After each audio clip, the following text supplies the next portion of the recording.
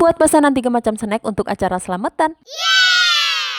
Untuk video pertamaku ini aku mau kasih tunjuk ke kalian semua apa yang sedang dikerjain sama Pak suamiku. Yaps, bener banget, dia lagi potong-potong wortel. Tapi kali ini agak sedikit bergaya ya guys. Karena untuk potong-potong wortelnya itu dia nggak mau pakai pisau. Dia bilang tuh kita punya alat yang bisa memudahkan cara kerja kita. Tapi kenapa nggak pernah dipakai? Iya, memang bener banget ya guys. Ini tuh alat udah lama banget aku punya. Ini tuh dulu dikasih oleh-oleh sama mbak aku dari Kalimantan. Tapi jarang banget dan hampir nggak pernah aku pakai dan aku simpen aja di lemari. Ya udah untuk potong-potong wortelnya aku skip aja. Ini tiba-tiba aja di depan aku sudah ready satu baskom full adonan putu ayu. Sementara tadi akunya lagi ngadon, Pak suami aku kasih tugas buat ngoles-ngolesin cetakan. Terus sekalian aku mintain tolong buat ngisiin kelapanya ke dalam cetakan. Karena untuk di bagian ini tuh bener-bener pekerjaan yang paling lama ya guys. Dan kalian semua udah pasti tahu kalau pekerjaan yang ribet-ribet udah aku pasrahkan saja sama Pak suami. Ini tadi sebelum aku bikin adonan putu ayu, aku juga sudah selesai bikin donat labu. Karena pas aku ngerjain pesanan 3 macam snack tadi, aku juga mau bikin donat labu kuning dan juga bolen pisang. Rencananya sih 2 kue ini nanti mau aku pakai untuk bazar di acara pameran. Ya sekalian untuk ngenalin produk ke aku keluar desa. Singkat cerita aja, untuk goreng donat labunya sudah selesai. Ini ujuk-ujuk untuk kue putu ayunya sudah selesai aku masukkan ke dalam cetakan. Dan karena dandang kukusan juga sudah panas, langsung saja untuk adonan kue putu ayunya aku masukkan. Aku kukus selama kurang lebih 20 menit. Adonan kue putu ayu sudah masuk, aku tutup dan aku tinggal untuk bikin isian risol sayur. Nah ini loh guys, hasil dari wortel yang dipotong-potong menggunakan alat tadi. Hasilnya juga nggak kalah rapi kok sama yang kayak dipotong pakai pisau. Loh, ujuk-ujuk udah 20 menit aja dan itu tandanya kue putu ayu aku sudah mateng guys. Masya Allah, terlihat cantik banget. Untuk videonya aku sambung di keesokan paginya. Seperti biasa, masak itu wajib. Aku tinggalin masak di belakang, aku tengok Pak suami yang di depan. Ternyata dia sudah mulai untuk bungkus-bungkus kue putu ayunya. Untuk kue putu ayu ini aku kemas menggunakan mika ukuran 7A. Dan untuk cetakan diameter 7 cm